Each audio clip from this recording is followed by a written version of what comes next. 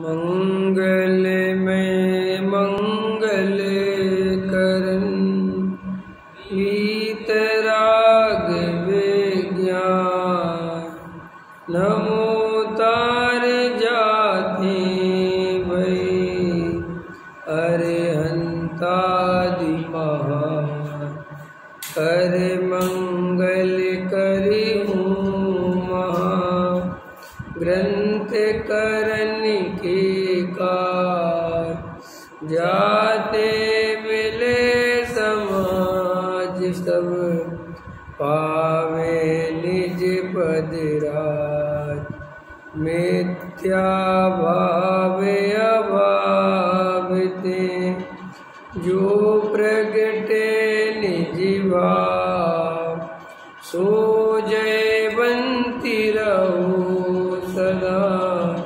यही मोक्ष। मोक्ष मार्ग प्रकाशक दूसरा अधिकार पृष्ठ क्रमांक 41 वेदनीय कर्मोदय जन्म अवस्था का वर्णन चल रहा है। कल अपन ने अंतराय कर्मोदय जन्म अवस्था का वर्णन देखा था कि अंतराय कर्म के उदय से जीव जो करना चाहता है वो नहीं होता। अब अघाती कर्मों की चर्चा चल रही है जिसमें पहला है वेदनीय कर्म। तो अघाती कर्म किसे कहते हैं? जिसका जीव के स्वभाव से जीव के मूल स्वभाव में कोई उसका संबंध नहीं है, वो मात्र संयोगों से संबंधित कर्म है जो जीव के मूल स्वभाव का घात नहीं करते, इसलिए उन कर्मों का नाम अघाती कर्म है। और घातीय कर्म कहते ही उसे हैं जो जीव के स्वभाव का घात करते हैं निमित्त रूप से। तो इसलिए घातिया और अघातिया दोनों में एक तो ये अंतर है। फिर चार कर्मों की जो घाती कर्मों की क्या अवस्था है वो अपन ने पढ़ी। अब वेदनीय कर्म से क्या होता है, ये अघाती कर्मों की चर्चा अपन पढ़ रहे हैं। देखो क्या कहते हैं, तथा अघाती कर्मों में वेदनीय के उदय से शरीर में बाह्य सुख दुख के कारण उत्पन्न होते हैं। देखो कितने कितने काम होते हैं वेदनीय कर्म के निमित्त से। जो अपन बाहर में निमित्त दो तरह के तो है नहीं, निमित्त एक ही तरह का है, उपादान भी एक ही तरह का है। तो फिर अपन जो कहते हैं ना सब बाहर में भी निमित्त भी तो उपचार निमित्त है। असली कर्म तो उदय निमित्त है कर्म का। देखो आरोग्यपना, शरीर में कोई रोग का नहीं होना, ये निमित्त की अपेक्षा से वेदनीय कर्म का काम है। भाई साहब तो अन्य धर्म वाले मान रहे हैं पान अल्लाह को करता और हम धर्म को करता। हाँ। फिर वो फर्क क्या है? कोई फर्क नहीं रहा। आचार्यों ने फिर कर्मों पे इतना ज़्यादा जोर क्यों दिया? हाँ कर्मों पे इतना ज़्यादा जोर क्यों दिया? कर्मों पे ज़्यादा जोर नहीं है, कर्म की निमित्त अपेक्षा जोर है। निमित्त तो इसलिए जोर दिया, कर्मों पे जोर इसलिए दिया कि ये जो जीव दूसरों को दोष देता है ना कि तुमने मेरा अच्छा कर दिया, तुमने मेरा बुरा कर दिया, तो साहब कोई किसी का अच्छा बुरा तो कर नहीं सकता, किसी भी रूप में अच्छा बुरा। तो जो कहता है कि साहब निमित्त रूप से तो अच्छा बुरा करते हैं ना, निमित्त तो है ही, दूसरे तो कहते निमित्त भी नहीं है, निमित्त भी तुम्हारा कर्म ही है। ख्याल में है ना? तो वो सारी बात कर्म पे आ गई। लेकिन हमें तो निमित्त की दृष्टि होने के कारण हमने उपादान तो दिखाई देता नहीं, दिखाई तो निमित्त देता है, इसलिए वो सारी ताकत निमित्त पे आ गई, तो सारा जोर कर्म पे आ गया। और फिर वो धीरे धीरे भाषा निमित्त की तो भूल गए। कर्म सुलावे कर्म रुलावे, कर्म ही पार उतारे जी। तो फिर वो सारा का सारा कर्म पे डाल दिया। लेकिन उनने तो परद्रव्य को छुड़ाने के लिए बताया था कि भाई परद्रव्य तो बिल्कुल ही कुछ नहीं करता, बिल्कुल के साथ निमित्त रूप से तो निमित्त रूप से भी नहीं करता, निमित्त रूप से भी तुम्हारा स्वयं का ही कर्म है। निमित्त रूप से उपादान तो अपनी स्वयं की योग्यता है। कैसे? तो वो धीरे धीरे कर्म पे ज़्यादा आ गया, क्योंकि अब उनने तो समझाया कि कर्म निमित्त है और हम समझ बैठे कि कर्म ही सब कुछ है। इसी का नाम तो निमित्ताधीन दृष्टि है। अब करे क्या, उपाय क्या है बताओ? उन्होंने तो माना चेतन द्रव्य को करता, हाँ, माना जड़ को करता, बराबर ऐसे ही है। तो ये अज्ञानता कभी मिटती नहीं है। आप ये सोच रहे हो जीवन भर, एक बात याद रख लो, आपने छेड़ी तो बता देता हूँ, जीवन भर धर्म हम में नहीं चलता, जीवन में धर्म हम में नहीं चलता, हम धर्म चलता है मैं में। हम होती है भीड़, हम होती है कौम, हम होती है जाति, हम लोगों ने। तो कोई जैनी कोई स्पेशल थोड़ी है, ये पूरी की पूरी कौम सुधर जाएगी, ये भी वहीं के वहीं रहेगी। संसार ऐसे ही चलता है, चाहे हिंदू हो, चाहे मुसलमान हो, चाहे सिख हो, चाहे ईसाई हो, चाहे जैन हो। भीड़ माने भीड़, भीड़ कभी धर्म नहीं करती। उसमें से कोई व्यक्ति होता है, कोई जिसकी बुद्धि तीक्ष्ण होती है, वो समझ पाता है कि क्या चीज़ है। ये तो जो हम सोचते हैं हम लोगों ने ऐसा क्यों किया, अरे हम लोग जैन धर्म में जितनी गहराई और जितनी सच्चाई है वो जानने वाले हैं कितने लोग। तो वो किसी की गलती नहीं है बताने वाले की या किसी समझाने वाले की, ऐसा कर्म पे तो जीव उल्टा ही चल रहा है नादिकाल से। अब हमने समझाया कर्म निमित्त, उसने उपादान समझ लिया, वो समझे गई, उसकी गलती नहीं है, क्योंकि जीव को तो अपना दोष किसी पे डालना है। वे अपनी सारी चीज़ें राम पे डाल देते हैं, खुदा पे डाल देते हैं, है ना। अब जैनी किस पे डालें, तो कर्म मिल गया, क्योंकि उपादान तो दिखता ही नहीं, उपादान तो कुछ है ही नहीं, और उपादान लेगा तो सारा दोष अपने ऊपर आ जाएगा, इसलिए वो कर्म इतना हाईलाइट हो गया। फिर दूसरी बात, अपन कितने ही पढ़ाते हैं कि कार्य उपादान से होता है, कार्य निमित्त से नहीं होता, लेकिन अपन मानते क्या है, निमित्त से ही मानते हैं। उपादान से माने जीव तो उसी समय वीतरागता आ जाए, वो निमित्त से मानने के कारण ही तो राग देश खड़े होते हैं। इसलिए ऐसा प्रश्न कि साहब अपने यहाँ कर्म, अपने यहाँ कुछ नहीं होता। बात इतनी सी है कि वस्तु का स्वरूप जब समझाया जाता है, जीव अपनी योग्यता से उसकी जो मान्यता जैसी बननी है वो वैसा ग्रहण कर लेता है। अब अपने जैन दर्शन में तो आचार्यों ने निमित्त भी समझाया, उपादान भी समझाया, चूंकि उपादान में कुछ समझाने के लिए है ही नहीं। जैसे जो 8 कर्म है, अगर तुम इन 8 कर्मों को नहीं समझाओ तो बचा क्या, कि जो होता है वो उपादान के योग्यता से होता है। ये तो जो 8 प्रकार के भेद हम समझ रहे हैं कि अंतराय कर्म से ये होता है, वेदनीय कर्म से ये होता है, फलाने कर्म से ये होता है, ये तो भेद से समझ रहे हैं ना, असलियत में तो अपनी योग्यता से होता है। तो इसीलिए जिनवाणी में या दुनिया में कहीं पे भी पठन पाठन जितना होगा वो व्यवहार से ही ज़्यादा होगा, निमित्त के ही कथन ज़्यादा होंगे। क्यों होंगे, क्योंकि उपादान में ज़्यादा कुछ कहने के लिए है ही नहीं, ख्याल में, और ज़्यादा कहने के लिए है नहीं, और तुम कम में मानोगे नहीं। चर्चा है ना, अब आचार्य भगवंत है, कभी कभी बहुत सोचते हैं लोग कि आचार्य भगवंत ने इतनी कर्म फिलॉसफी क्यों लिखी, सारे ग्रंथ कर्मों के ज़्यादा लिखे गए। तो कर्मों के इसलिए ज़्यादा लिखे गए, ज़्यादा चर्चा इसलिए लिखी गई, सिद्धांत में ज़्यादा लिखने को है नहीं, अध्यात्म में ज़्यादा लिखने को है नहीं, बहुत सीधी सीधी सी बात है। लेकिन कर्म वर्गणाएँ, कसाय का भेद प्रभेद, कर्मों के भेद प्रभेद, नाम कर्म की प्रकृति, इनमें बहुत है, बहुत वर्णन करने के लिए, गुणस्थान है वो, तो बहुत ज़्यादा हो गया। गणित है ना, गणित, मैथमेटिक्स, 3 लोग का वर्णन, ये वर्णन, तो वो ज़्यादा हो। अध्यात्म में क्या लिखोगे, अध्यात्म में तो 3-4 बातें हैं, एक तरफ दूसरे तरफ का करता धरता नहीं, होता स्वयं जगत परिणाम, आत्मा अलग है, जीव शरीर अलग है, आत्मा ज्ञान दर्शन में, ये शरीर जड़ में, बस अध्यात्म इतना है। अध्यात्म में और ज़्यादा वर्णन नहीं हो सकता।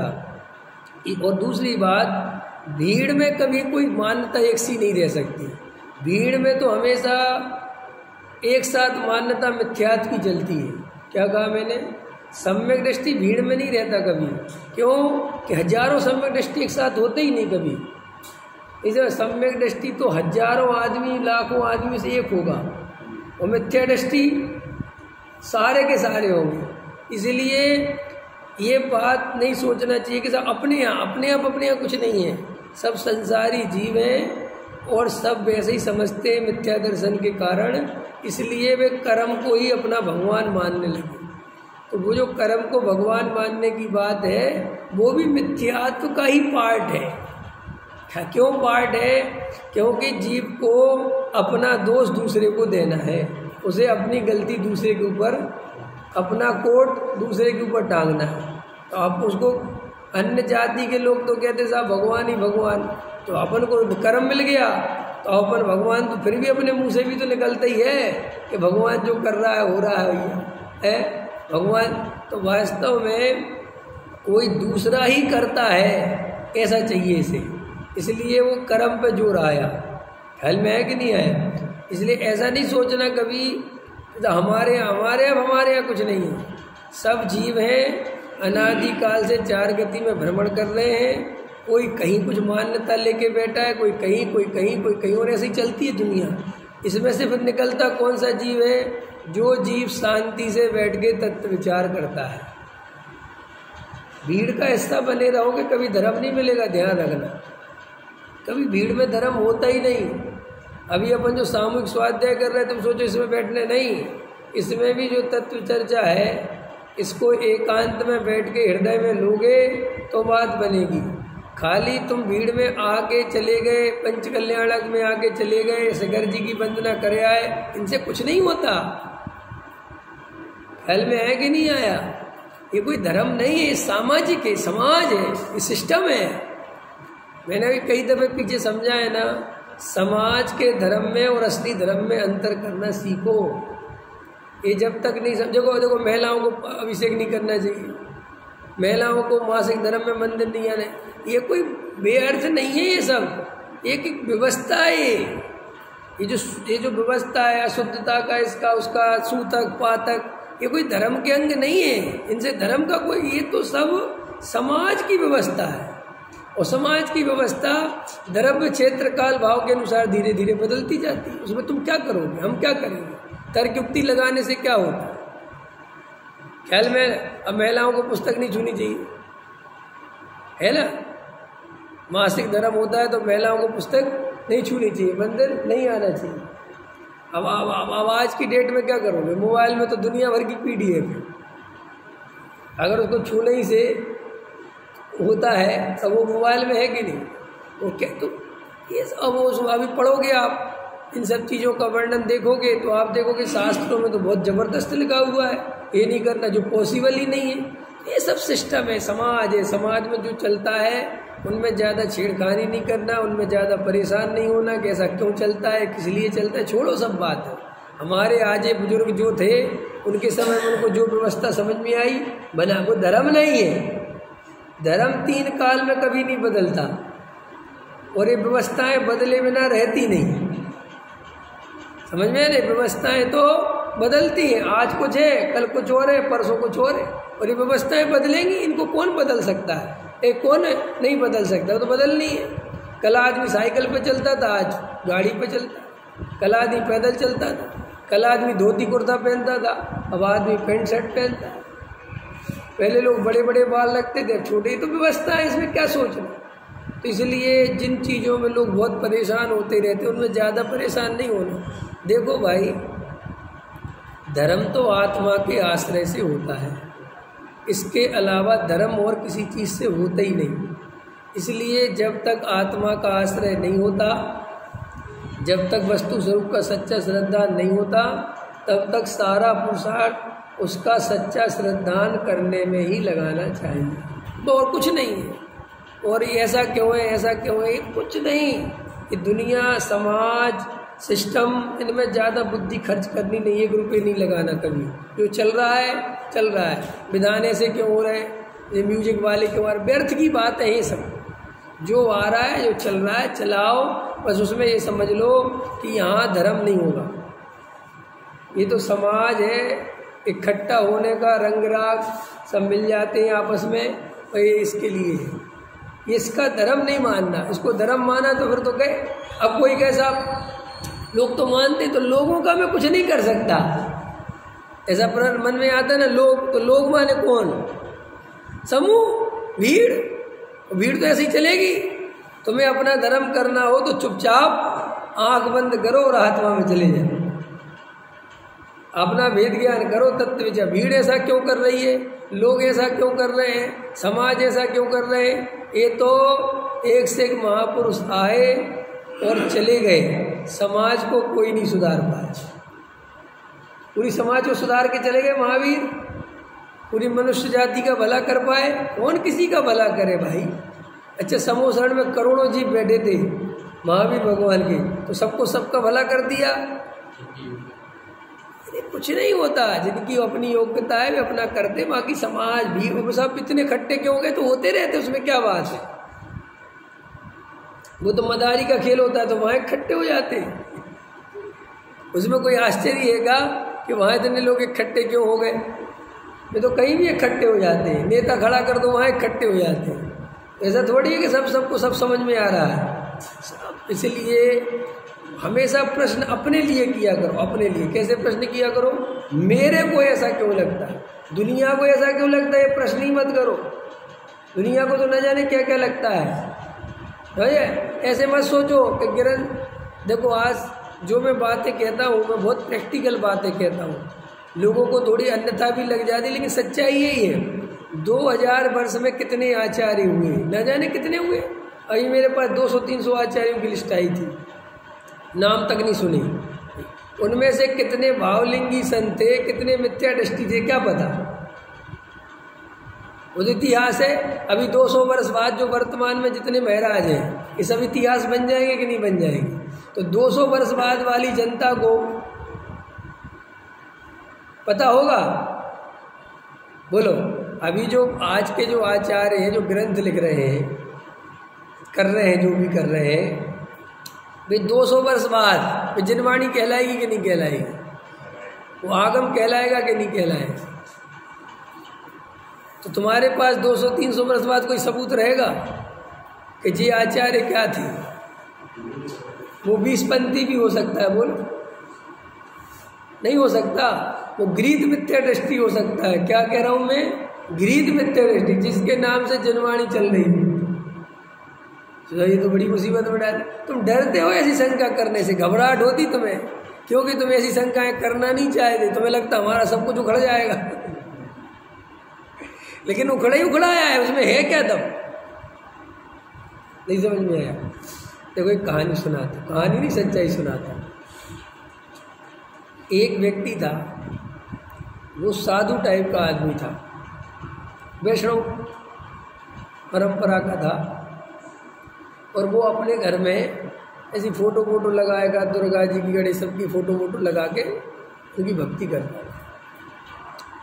उनका एक शिष्य था जिनको वो पढ़ाते थे, पढ़ाया होगा, तो पढ़ाया तो वो शिष्य समझ लो आत्मज्ञान को प्राप्त हो गया, आत्मज्ञान को प्राप्त हुआ। तो वो लौट के आया तो उसको लगा अपने गुरुजी से मिल के आऊँ।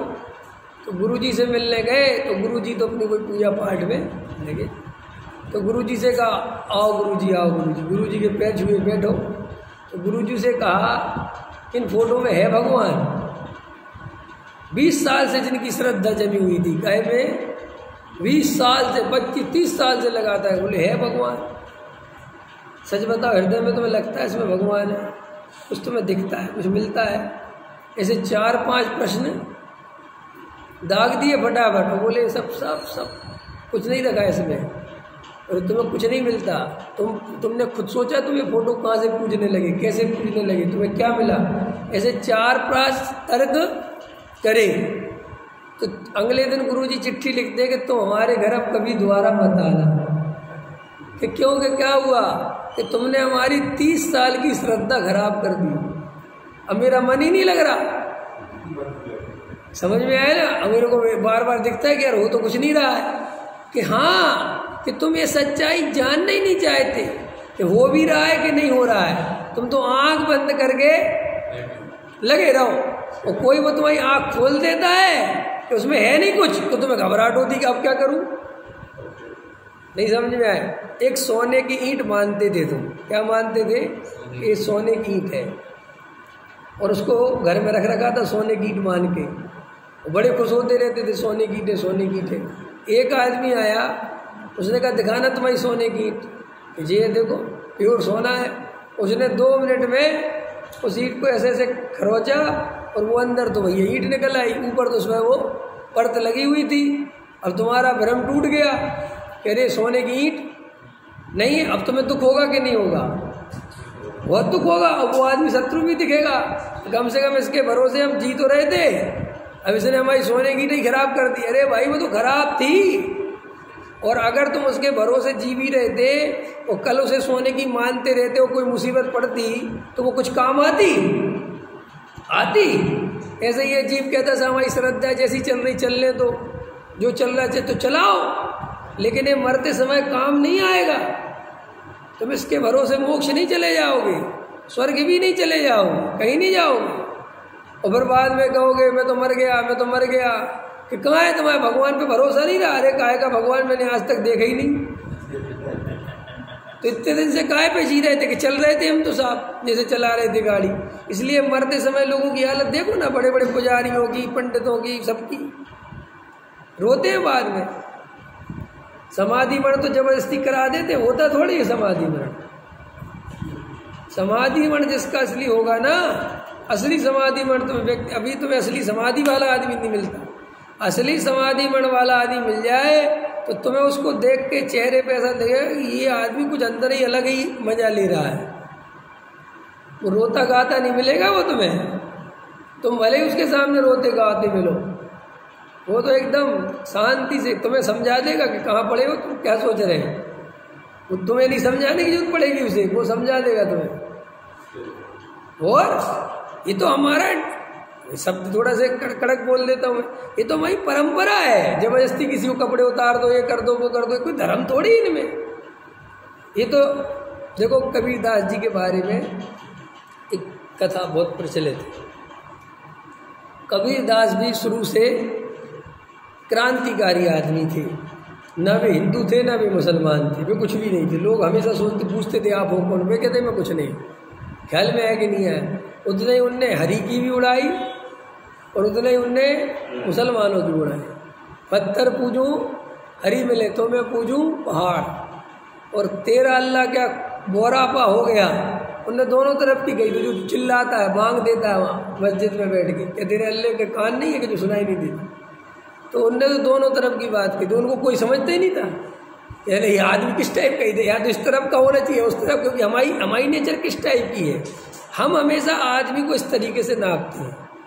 जैसे कोई आदमी धार्मिक है तो तुम पहली बात पूछोगे जैन हो क्या जैन, तुम्हें धार्मिक होने में संतुष्टि नहीं मिलती, तुम्हें साथ में ये बताओ कि कौन हो। उसने कहा जैन, इतने में खुश हो जाओगे? नहीं। दिगंबर हो के श्वेतांबर? उसने कहा साहब दिगंबर। मोक्षु हो गए गैर मोक्षु? उसने कहा मोक्षु। जयपुर वाले हो गए सोनगढ़ वाले? कहाँ करोगे भैया तुम, कहाँ तुम्हें धर्म समझ में आएगा? कैसे धर्म समझ में आएगा है? कैसे आएगा बता? भाल जी के चेले हो गए पंडित जी के? किसके चेले हो बताओ? फिर क्या करे, इतनी हालत खराब। और अगर मान चलो भाल जी का चेला निकला और तुम निकले पंडित जी के चेले तो तुम मिथ्या दृष्टि, और वो पंडित जी का चेला तुम मिथ्या दृष्टि। कौन किसको कुछ मानने को राजी है कोई मानने को राजी बताओ? तुम ऐसा अंदर विश्वास है कि हमसे बाहर भी कोई सम्यक दृष्टि हो सकता है? डर लगता, घबराहट होती है, ऐसी बातें मत करो, ऐसी बातों से तो प्राण निकल जाते हैं। तो हम कर नहीं रहे, तुम्हें समझा रहे कि तुम्हारी इसको श्रद्धा कहते हैं। 4 तर्क खड़े किए और उखड़ गई श्रद्धा, इसको श्रद्धा, ये तो झूठी श्रद्धा है। श्रद्धा सच्ची किसे कहते हैं बताओ किसे कहते हैं? कितने बेटा है? एक। मैं कितना समझाऊं कि नहीं है, मान जाओगे? श्रद्धा बदल जाएगी, एकदम अखंड जमी रहती, चाहे कोई कुछ भी कहे। तुम्हारा बेटा बेकार है, अरे कुछ भी हो, बेकार हो, अच्छा हो हमारा है, ऐसा कि नहीं होता? ये कहलाती श्रद्धा। तुम्हारी तो जरा सी पूजा पाठ की जरा सी खींचो तो घबरा जाते हो, क्योंकि तुम खुद ही सशंकित हो अंदर से, तुम्हें खुद ही डर लगता है कि यार कुछ हो भी रहा है कि नहीं। और सामने वाले ने कह दिया कुछ नहीं हो रहा तो और घबराहट पैदा हो जाती है। हाँ ऐसे ही होता है, इसलिए लोग घबराते हैं। जो आदमी यहाँ में यहाँ मिलाता रहे, चुपचाप जो लिखा है पढ़ाता रहे, उससे आदमी खुश इसलिए रहता है कि उसको लगता है यार टेंशन नहीं हो रही, जैसे गए थे वैसे आ गए। इसके प्रवचन में बैठो तो टेंशन और दे देता है कि जो जिसमें कुछ नहीं हो रहा, तो आदमी को घबराहट होती कि नहीं होती। तो इसलिए जनता की चिंता कभी मत करो, दुनिया तो ऐसे ही चलेगी, भीड़ ऐसे ही चलती है। आप कभी भीड़ के बारे में मत सोचो कि लोग ऐसे क्यों हैं, आप ये मत सोचो ग्रंथों में ऐसा क्यों लिखा। अरे लिखा होगा, कौन गारंटी लेता है कि सब सही लिखा है। ऐसे कहो तो बोलो क्या हालत होगी, है कोई गारंटी लेने वाला है? बताओ, तुम में से ले लो कोई गारंटी, सब सही लिखा। मैं गारंटी देता हूं कि नहीं हो सकता, नहीं हो सही। और सबरे आचार्य भावलिंगी थे और सबको ज्ञान था, ऐसा थोड़ा ही है। अगर आज इतने सारे अज्ञानी हैं तो पहले भी रहे होंगे, उसमें क्या दम है। और जैसे आज हो, आज भी वही चल रहा ना, हमारे महाराज फलाने महाराज, एक समुदाय दूसरा समुदाय, तब भी चलता होगा। ये जन्म संसार खत्म कब हुआ है, राग देश खत्म कब हुए? जैन साहब ऐसी बातें कोई नहीं छेड़ता। आपको बताऊं, 1000 वर्ष तक आचार्य कुंद कुंद पे एक अक्षर का काम नहीं हुआ, एक अक्षर। उनके पट्ट शिष्य थे उमा स्वामी आचार्य, एक शब्द नहीं लिखा कहीं। उनके समय सार पे किसी पे समंतबद्ध हुए, फिर और न जाने कितने हुए, किसी ने कलम नहीं चलाई। 1000 वर्ष बाद अमरचंद आचार्य टीका लिखी, समय सार आदि ग्रंथों का। अब इसका कोई इतिहास है कि क्यों नहीं लिखी?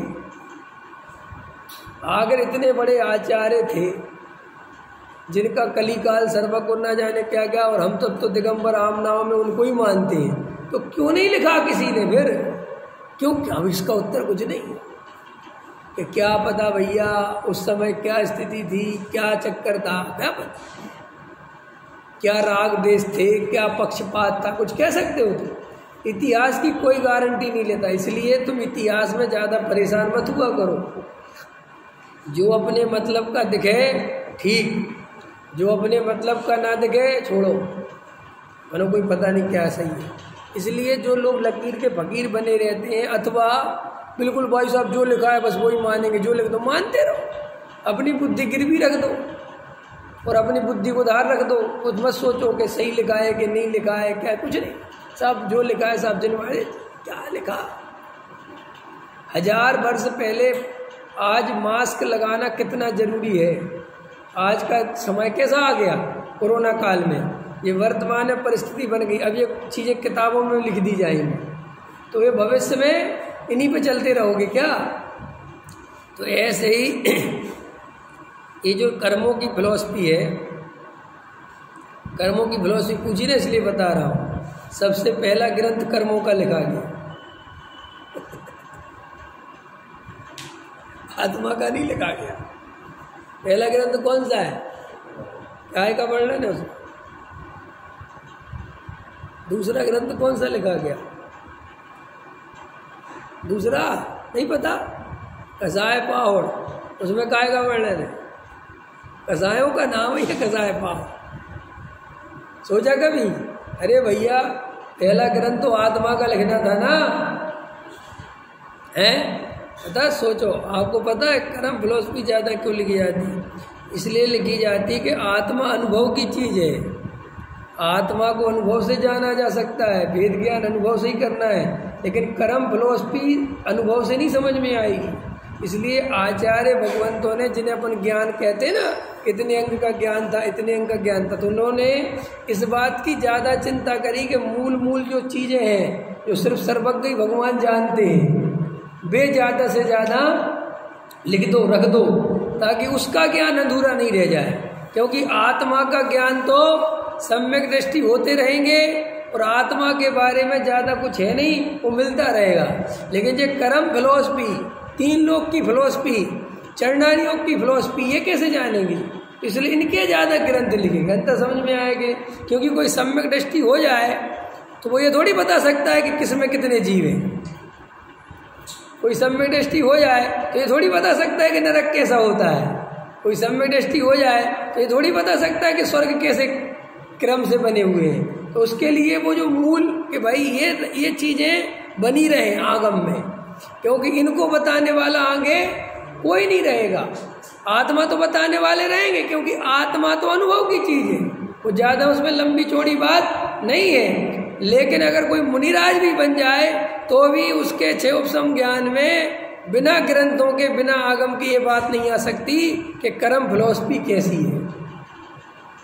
अंतर समझ में आया कि नहीं आया? तो उसकी ज़्यादा रचना हुई, ज़्यादा उसका ध्यान रखा गया। क्यों? जो चीज़ अनुभव में आ सकती है, जो चीज़ रोज देखी जा सकती है, उसको संभाल के रखने की बात नहीं है। संभाल के किसको रखना? अब आचार्य कुंद देव ने भी 84 पहाड़ लिखे थे। अपन को सारे मिले थोड़े ही, अपन को तो 5 परमागम और एक दो और मिले, बाकी नहीं मिले। तो उसमें ऐसा कहते हैं कि उन्होंने भी बहुत कर्मों का वर्णन किया था बाकी के पहाड़ों में। क्यों? वो कर्मों का वर्णन समझ गए ना क्यों करना? क्योंकि वो सिद्धांत, वो एक केवल ज्ञान से ही उससे चला आ रहा है, और अगर उसके बारे में नहीं तो वो आगे फिर उसका कैंसिल हो जाएगा, बताने वाला कोई नहीं रहेगा। इसलिए तो कर्म तो निमित्त की तरफ से कथन है, कर्मों का कथन काय की तरफ से है?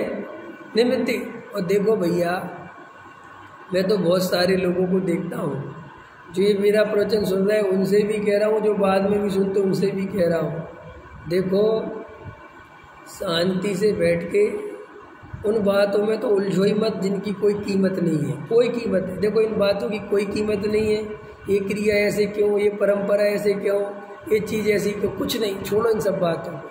हम लोगों को जो वर्तमान में समय मिला है, इसमें सिर्फ 2 बातें समझो, एक आत्मा को समझो और एक परद्रव्य को समझो। और मैं आत्मा हूँ, मैं शरीर नहीं हूँ, मैं संयोगों वाला नहीं हूँ, मैं करता धरता नहीं हूँ, ये निर्णय करो, एक बात। दूसरी बात, चिंता मत करो, धर्म के नाम पर चिंता मत करो, संसार के नाम पर चिंता मत करो। कोशिश करो आनंद से रहो, निर्भर रहो, ज़्यादा से ज़्यादा निर्विकल्प रहो। ज़्यादा से 5 मिनट मिले तो 5 मिनट ध्यान करो, 10 मिनट मिले तो 10 मिनट ध्यान करो, 15 मिनट मिले तो 15 मिनट ध्यान करो। ये मत सोचो कि 5 मिनट में क्या होता है, 10 मिनट में क्या होता है, ये बिल्कुल व्यर्थ की बातें हैं। जितना आनंद ले सको उतना आनंद लो, कोई डरो मत, घबराओ मत। भोजन में ऐसा है, भोजन के प्रति, इसके प्रति, उसके प्रति, किसी के प्रति कोई द्वेष नहीं, कोई। हमें जो राग है उस राग को स्वीकार करो, जो अंदर कसाय भरी पड़ी उनको स्वीकार करो। बिल्कुल मत डरो कि ये कसाय क्यों है, कुछ नहीं है। वे सब कसाय अपने क्रम से, अपने काल में, अपने योग में जाएंगी। तुम बस उनमें एकत्व मत करो, भेद ज्ञान रखो। मोक्ष मार्ग की भी चिंता सिर पे भार लेके मत करो। आत्मा की, धर्म की, संयोगों की कोई चिंता मत करो। देखो ये जीवन आनंद से रहने के लिए मिला है, दुखी रहने के लिए नहीं मिला है, राग देश करने के लिए नहीं मिला है। मरे जा रहे ये रिश्तेदार को छोड़ो, आप प्रयोजनभूत चीज़ों से कम दिमाग लगाओ। प्रयोजनभूत तत्व आत्मा है, और ज़्यादा से ज़्यादा लोग की भी चिंता कम से कम करो। ऐसा मत सोचो चिंता करे बिना काम नहीं बनेगा, छोड़ो ये सब बातें। जितनी चिंता करोगे वहाँ पे ना तो काम बनते ना बिगड़ते, तुम्हारी आकुलता बढ़ती है। अरुण जी समझ में आया? भेद ज्ञान करो, आनंद से रहो, समाधि की तैयारी करो। समाधि की तैयारी माने आनंद की तैयारी, समता भाव की तैयारी, और कुछ नहीं है। व्यर्थ की चीज़ों में उलझने से कुछ नहीं है। कर्म फिलॉसफी यहाँ अपन पढ़ रहे हैं, ये भी अपने को निर्णय कराती है कि परद्रव्य तेरा बिगाड़ सुधार कुछ नहीं करता। तेरा निमित्त की तरफ से भी अगर तुझे समझना है तो वो तेरा स्वयं का ही कर्म का उदय है, अन्य जीव का तो कोई लेना देना। इसलिए अन्य जीवों से तो राग द्वेष करने से छोड़ दो। और कर्म जड़ है तो जड़ से तो राग द्वेष वैसे ही नहीं करना, क्योंकि वो तो बेचारा कुछ लाल बत्ती से राग द्वेष करना कि नहीं करना। लाल बत्ती तो समझते ना, ग्रीन लाइट, रेड लाइट। तो जब पुलिस वाले खड़े होते तब राग द्वेष होता है, लेकिन ग्रीन लाइट वाले जब लाइट जलती तो राग द्वेष। देखा आपने कभी पुलिस वाला खड़ा हो ना तो गुस्सा आती है, यार उनको निकाल ही जा रहा है 2 मिनट, क्योंकि पुलिस वाला भी रागी है। आप देखना कभी भी, ये नोट करना, पुलिस वाला रागी द्वेषी होने से उसका दिमाग चलता है, उसको लगता है अभी यहाँ ज़्यादा आ रहा है तो वहाँ के ज़्यादा निकालता रहता है, जबकि लाइट को ज़्यादा कम से कोई लेना देना नहीं है। 20 मिनट 20 सेकंड की है, चाहे एक भी निकलने वाला नहीं हो, 20 सेकंड बाद खुल जाएगी, बंद हो जाएगी। वो पुलिस वाला क्या सोचता है, अरे इस तरफ तो अभी नहीं आ रहा, चलो चलो, इस तरफ वाला वो बेचारा 2 खड़ा है ना, उसको गुस्सा आने लगता है। देखा तुमने, कभी नोटिस करा? तो ऐसे जो व्यक्ति है वो रागी द्वेषी होता है, उस ऐसे जड़ पदार्थ बेचारे रागी द्वेषी है नहीं, इसलिए पर तरफ तो हमारा कुछ बिगाड़ता सुधारता नहीं, ये तो वस्तु स्वरूप हो गया। वो कर्म निमित्त है तो वो जड़ है, इसलिए उससे क्या राग द्वेष करे, तो कौन बचा? जीव स्वयं। तो तू स्वयं से कर जो करना है, स्वयं से राग कर, स्वयं से द्वेष कर, जो करना स्वयं में कर, पर तरफ की तरफ देखना बंद कर दे। और सुनो, स्वयं से राग द्वेष होते नहीं, जितने भी राग द्वेष होंगे वे पर से ही होंगे। स्वयं से तो राग द्वेष होने से रहा, तो फिर स्वयं से क्या होगा? वीतरागता आ गई ना, वीतरागता पे आ गए ना तो घूम फिर के। तो इसलिए वस्तु स्वरूप में ज़्यादा से ज़्यादा अपना भेद ज्ञान पर ताकत लगाओ। सबके चेहरों पे आनंद होना चाहिए, दुख नहीं होना चाहिए, आकुलता नहीं होनी चाहिए। कुछ नहीं रखा यहाँ आकुलता बाकुलता करके, कुछ नहीं मिलने वाला, न करोड़पति न रबपति न लखपति न व्यर्थ की बातें, सब कल्पना जन्य अवस्थाएं हैं। तुम तो शांति से बैठ के आनंद लो। 5 मिनट मौका मिले आंख बंद करो, डूब जाओ अपने सो। तो साहब 5 मिनट में क्या होता है, ऐसे क्या होता, ये सब छोड़ो, ये सब ये बातें करना बंद करो कि 1 घंटे के लिए बैठेंगे। पंकज जी, आनंद कम लेना चाहिए। दुकानदारी करने बैठते हैं ना, दुकानदार कौन होता है? 5 रुपये का फायदा हो तो वो भी लेता है, 500 का हो तो वो भी लेता है, 5000 का हो तो वो भी लेता है। लेकिन जो आदमी यही सोचेगा कि 5000 का फायदा होगा मैं तो तभी लूँगा, ये 5-10 रुपये के चक्कर में नहीं फंसता, तो वो कभी 5000 का ले ही नहीं पाएगा। ऐसे ही हम लोगों ने से दिमाग लगा रखे, हम तो ध्यान व्यान तब लगाएंगे जब हम फ्री होंगे, जब हम अलग से टाइम निकालेंगे, जब हमारे पास फुर्सत होगी, जब हम थोड़े से निर्वृत्त हो जाएंगे। तो ना कुछ होने वाला है, ना वो तुम निर्वृत्त होने वाले हो, ना वो तुम्हारा 1 घंटा निकलने वाला है। इसलिए क्या करें, जब टाइम मिल जाए, लगा 5 मिनट कुछ काम नहीं, बैठ जाओ शांति से। ये तो मजाक सी बना दी हमने, धर्म को बना दिया ना, मजाक सी लगने लगती ना, क्योंकि हमें धर्म बहुत गंभीर कृत्य लगता है। ऐसा लगता है ऐसे थोड़ी हो सकता है धर्म, माने दुनिया के सारे काम तो ऐसे हो सकते, लेकिन धर्म नहीं हो सकता। धर्म कैसे होगा? मैं आप सभी लोगों से क्षमा चाहता हूँ, निर्वृत्ति लेना चाहता हूँ, और आप लोग मुझे कोई डिस्टर्ब नहीं करना।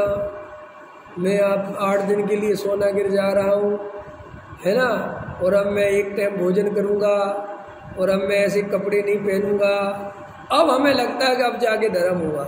तो ये तो कोई बात हो गई ना, 9 मन तेल होगा ना, राधा नाचेगी ना, तुम कुछ नहीं करने वाले। साहब अपने को ही ठगने के उपाय, जीव ऐसी कल्पनाएं करता रहता है और सोचता रहता है ऐसा कर लेंगे, ऐसा कर लेंगे, ऐसा कर लेंगे, बाद में ऐसा करेंगे, अभी तो पूजा पाठ करो, अभी तो मंदिर। अरे भाई, किसको ठग रहा है तू? ये अपने ऐसा अनादिकाल से ठगा अपन ने अपने को। समोसण में महावीर के बैठे थे अपन, और महावीर से कह रहे थे मन ही मन कि बस अब तुम निकल जाओ, अभी हम थोड़ा पीछे बाद में आएंगे, अभी तक आपके जाने के बाद भी तो व्यवस्था देखनी है कि नहीं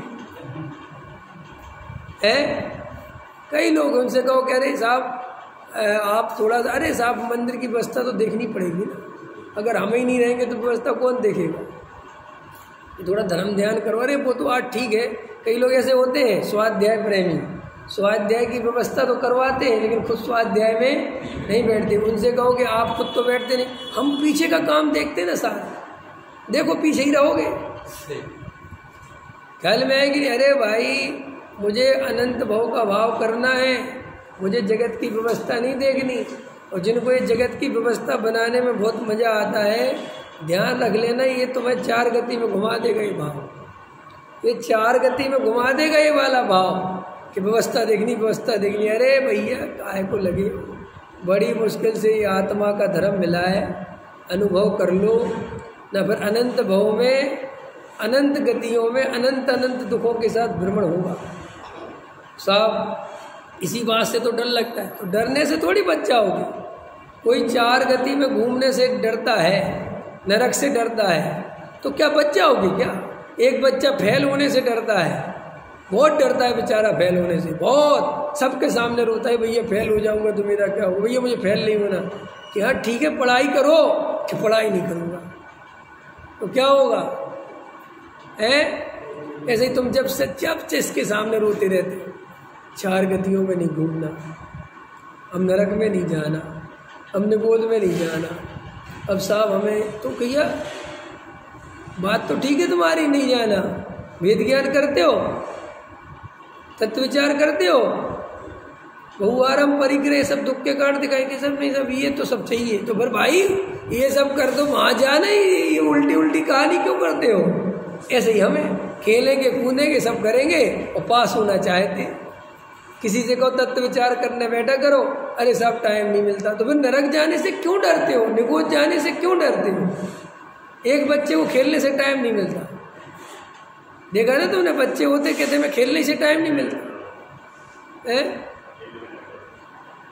ऐसे हमें 484 लाख योनियों के जो कारण संसार, मिथ्या दर्शन, मिथ्या ज्ञान, मिथ्याचार, इनके सेवन में लगे रहते हैं और अंदर से विचार नहीं करते। तो अभी थोड़ा गहराई से, ये भैया आज मैं घड़ी भी नहीं पहनी, हाँ ख्याल में है ना, पकड़ में आ गई, बाबा का प्रश्न हुआ, समाधान हुआ कि नहीं? तो कर्म फिलॉसफी ये नहीं बताती अपने को, ये अपनी करता धरता है, तो जीव ने अपने अज्ञान से पकड़ा है। कर्म फिलॉसफी तो ये बताती है, कर्म फिलॉसफी समझाने के पीछे कारण भी यही है कि तुम जो दूसरों को परद्रव्यों से लड़ते झगड़ते हो, उनको अच्छा बुरा मानते हो, क्योंकि वो दिखाई देता है, दूसरे दिखाई देते ना, तो उनसे तुम्हारा राग देश टूट जाए। और कर्म जड़ है, उनसे राग देश करने का कोई मतलब है नहीं, इसलिए तुम्हारी दृष्टि तुम्हारे ऊपर आ जाए, यही मेन मकसद है, यही मेन मोटिव है। इसलिए भाई आप अपने अंतरंग में शांति से, आनंद से, और देखो तत्व विचार करने बैठो तो माथे पे सल्ले लेके नहीं बैठना कि अरे मुझे आत्मा मिल जाए, ऐसे इसका नाम तत्व विचार नहीं है। तत्व विचार माने 5 मिनट 10 मिनट आनंद से रहेंगे। तत्व विचार की क्या परिभाषा बता रहा हूँ, 10 मिनट बिना आकुलता के जिएंगे, इसका नाम तत्व विचार। अभी परिभाषा और सरल हो गई कि नहीं? 10 मिनट परद्रव्य की चिंता नहीं, घर गृहस्थी की चिंता नहीं, मकान दुकान की चिंता नहीं, किसी की चिंता नहीं, आप 10 मिनट के सब आत्मा मिलेगा। फिर यार तुम आनंद से रहते क्यों नहीं हो? ये बार बार ये मिलेगा, ये भिखारीपन छोड़ते क्यों नहीं हो? है ये भिखारीपन छोड़ना चाहिए ना, है यही आदत है। सब हम ध्यान करने बैठते, कुछ मिलता तो नहीं, क्यों? आकुलता मिट गई, ये नहीं मिला। 10 मिनट तुम शांति से बैठे रहिए, कोई कमजोर बात है, लेकिन ये कोई लगता ही नहीं। ऐसा लगता है लोगों को कि हम ध्यान लगाएं और अंदर रतन बरसने लग जाए, है ना, कुछ उछलने लग जाए, कुछ प्रकाश दिखने लग जाए, एकदम अजीब वो गरीब स्थिति बन जाए। ये सब हमारे रूपक भी हमारे थोड़े से, क्या करें हम, दिखाने के अलावा कोई उपाय नहीं। जैसे वो मुनिराज को पीछे दिखा देते हैं, वो भावमंडल सा, है ना, ऐसे ध्यान लगा रहे मुनिराज, यहाँ तेज चल रहा है, यहाँ तेज हो रहा है, तो अपन भी सोचते अपने ऊपर भी कुछ हो जाए। अरे भाई ध्यान माने आनंद, रिलैक्स, कंफर्टेबल अवस्था, कोई आकुलता नहीं, कोई दुख नहीं, कोई परद्रव की चाह नहीं, कोई राग देश नहीं, वीतराग भाव। 10 मिनट के लिए वीतराग भाव धारण करता हूँ, आनंद से रहना चाहता हूँ। सब इससे क्या होगा कि जब तुम्हें ये अवस्था से प्रेम हो जाएगा, जब तुम्हें इसमें अच्छा लगने लगेगा, तब तुम अपने आप बार बार बैठने की कोशिश करोगे, तो तुम बार बार आओगे, यार 10 मिनट और बैठ लेता हूँ, 10 मिनट और बैठ लेता हूँ। ऐसी बहुत सी चीज़ें होती जो हमें अच्छी लगती है ना। अच्छा हलवा दिया आपने, बढ़िया, 1 चम्मच खाया, लाओ यार 1 चम्मच और खाता। पहले तो 1 चम्मच खाने का प्लान था ना, फिर पूरी कटोरी खा गए, क्योंकि अच्छा लगा। ऐसे ही जब तुम 5 मिनट का लगाओगे, 10 मिनट का लगाओगे, धीरे धीरे बढ़ता चला जाएगा, अपने आप बढ़ेगा। लेकिन हाँ, उन लोगों का बिल्कुल नहीं बढ़ेगा जो उसमें सरल लेके बैठेंगे कि हमें ये मिल जाए, हमें सम्यक दर्शन हो जाए, हमें निर्विकल्प आत्मा मिल जाए। ऐसी ऐसी टेंशन लेके बैठोगे, ना तुम्हें निर्विकल्प की चिंता करना है, न साविकल्प की चिंता करना है, न परिणामों की चिंता करना है, न किसी क्रिया की चिंता करना है, न किसी आसन की चिंता करना है। आसन वासन भी नहीं लगाना कुछ भी, ना पैर दर्द करने लगे फिर भी वैसे ही बैठे रहो, ना बदल लो शांति से। पर कोई आफत आ गई, कहाँ ऐसे दर्द करने लगे, ऐसा तकिया लगा लो, टिक जाओ, ख्याल में ना, और ज़्यादा कर लेट जाओ। आनंद में भंग नहीं होना चाहिए, क्योंकि हम यहाँ कोई कसरत करने नहीं बैठे हैं। जो कसरत करने वाले होते ना, यहाँ बहुत दर्द करता है फिर भी खींचते रहते। हम अभी कोई मुनिराजी वाली अवस्था में नहीं है। कोई ऐसा नहीं कि मैं चीटी काट रही हूँ, हमें पता नहीं चल रहा, हमें सब पता चल रहा, नहीं हमारा पूरा ध्यान वहीं जा रहा। ख्याल में आया, हटा दो चीटी को। ऐसे कई लोग ऐसे होते हैं, चीटी को नहीं हटाएंगे। मुनिराज भी तो थे, अरे भाई कहाँ दिमाग लगा रहा, मुनिराज ऐसे थोड़ी सोचते फिरते जैसे तू चीटी के बारे में सोच रहा है। हटाएंगे नहीं, बैठे रहेंगे। क्या होगा इससे, क्या होगा? कोई दुख के लिए तुम्हें हमने रास्ता बताया था, आनंद के लिए बताया था। ऐसी बहुत आकुलता होने लगे ध्यान में, उठ जाओ, वापस बाहर आ जाओ, कोई बात नहीं, कोई डरने की जरूरत नहीं है। आप जितने सहज रहोगे, जितने सरल रहोगे, आप उतना आनंद भोग पाओगे। और जितने आप कठिन बनोगे, जितने आप चित्त में आकुलता रखोगे, आपको कुछ नहीं मिलेगा, कुछ नहीं मिलेगा। पूजा भी सरल भावों से करा करो, सहज भाव से किया करो। ऐसी आकुलता मत किया करो कि ये करनी है वो करनी है। कई लोगों को ऐसी आकुलता हो जाती ना, ये वाली करो वो वाली करो, कुछ नहीं, तुम ये विकल्प ही छोड़ दिया करो, जो होए वो ही चल लेना। जिसको पढ़ी हो कर निकालो, हमें तो पेज नंबर बता देना, हम तो वो खोल लेंगे। आग्रह नहीं रखा करो किसी चीज की, ये आकुलता पैदा कर देना जी। अपन ऐसे अपन व्यर्थ की टेंशन इतनी पालते जिसका कोई लेना देना नहीं। ये आग्रह बन गया ना, हमने मन में सोची कि डॉक्टर साहब वाली होनी चाहिए, अभी तूने मन में सोच ली है ना, और वो उसने खोल ली बाबूजी वाली। ये कल ही तो हुई थी, अरे तो क्या रोटी है क्या जो कल ही खाई थी है? इसमें भी चुनाव करते, ये वाली क्या वाली, अरे कोई सी खोलो जो तुम्हें जो। और किसी, और वो तो जब 10 लोग पूजा करते हैं तो 10 के एक जैसे विकल्प कैसे होंगे बताओ? हो सकते हैं? 3 काल में संभव है ही नहीं संभव। इसलिए अपन कहाँ तक आकुलता करेंगे भाई?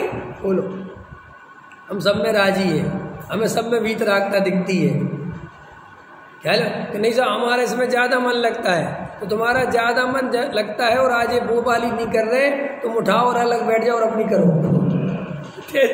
वो सी हमने कोई यहाँ पे अनुबंध थोड़ी लिख दिया कि नहीं हम तो करेंगे ही साथ में, नहीं समझ में आया? मैं तो सच बता रहा हूँ, मंदिर में आया करो तो आनंद से रहा करो, आनंद में कमी नहीं पड़नी चाहिए। और अगर तुम्हारी मंदिर में भी आनंद में कमी पड़ती है तो फिर तुम आनंदित कहाँ होगे? हाँ, इसलिए ठीक है, संसार ऐसे ही चलेगा। तुम ये मत सोचना कि पंडित जी सब सुधर जाएंगे, सबकी जिम्मेदारी तो ना तुम लेना ना खुद भी दूसरे को देना। हाँ, मैं सुधरूंगा ये बात पक्की है, कल से मैं ध्यान रखूंगा। नहीं पंडित जी मैं तो ध्यान रख लूंगा, लेकिन फिर दूसरे वाले, अरे फिर वही वाली, फिर दूसरा आ गया बीच में, दूसरे से क्या लेना देना तुम्हें? तुम सिर्फ अपनी निर्णय अपना रखो कि मुझे सुधरना है। सब लोग और तो ध्यान करते नहीं, और साहब ऐसे तो सब करते, सबसे फिर सब आ गए। हम कह रहे तुम्हें हम पे विश्वास हो तो करो, नहीं हो तो तुम्हें जो करना है वो करो। सहजा